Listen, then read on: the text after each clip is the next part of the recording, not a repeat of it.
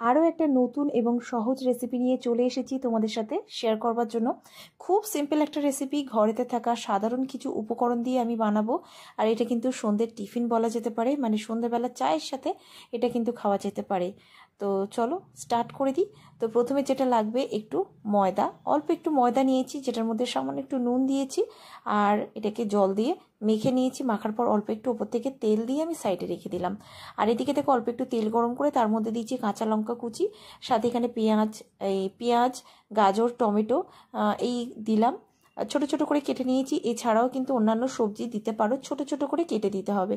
তারপরে সামান্য একটু নুন দিয়েছি, দেওয়ার পরে দেখো এটা বেশ কিছুক্ষণ নাড়াচাড়া করে ভেজে নিয়েছি।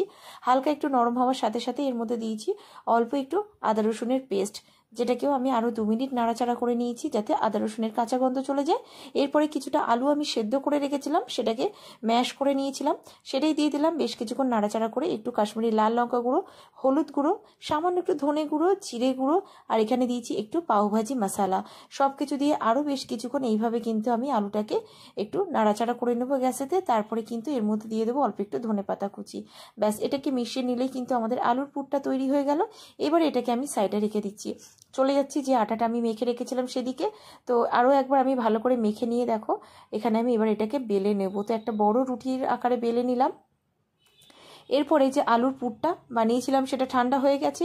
ওই বেলে রাখা রুটির মধ্যেই কিন্তু আলুর পুরটা দেখো খুব ভালোভাবে আমি ছড়িয়ে দিয়েছি। এরপরে একটা সাইড থেকে এটাকে আমি এবার রোল করতে শুরু করে দিয়েছি।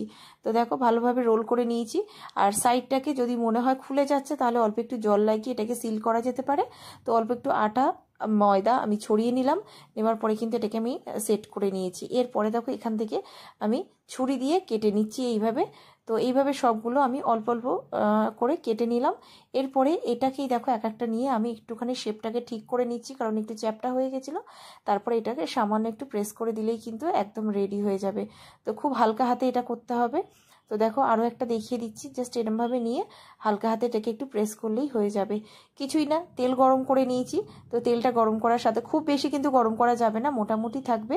তার মধ্যে এবারে এটাকে কিন্তু আমি ছেড়ে দিলাম। গ্যাসটা একদম লোতে রেখে এটাকে কিন্তু ভেজে নিতে হবে। জোরে দিলে কিন্তু ওপরটা পুরো লালচে হয়ে যাবে আর ভেতরটা কাঁচা থেকে যাবে।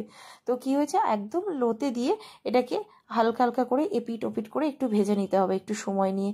তো দেখতেই পাচ্ছ ক্রিস্পি হয়ে গেছে। আর বেশি জোরে দিলে না ভেতরের পুরটা পুড়ে যেতে পারতো।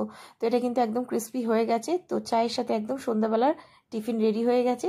তো কেমন লাগলো রেসিপিটা জানাতে ভুলো না। ভালো লাগলে কিন্তু অবশ্যই পাশেই থেকো। এরকম অনেক রেসিপি আমার ফেসবুক পেজেতে পেয়ে যাবে। আর যারা ইউটিউব থেকে দেখছো ইউটিউব চ্যানেলে কিন্তু অনেক রেসিপি পেয়ে যাবে। ভালো লাগলে কিন্তু অবশ্যই পাশে থেকো।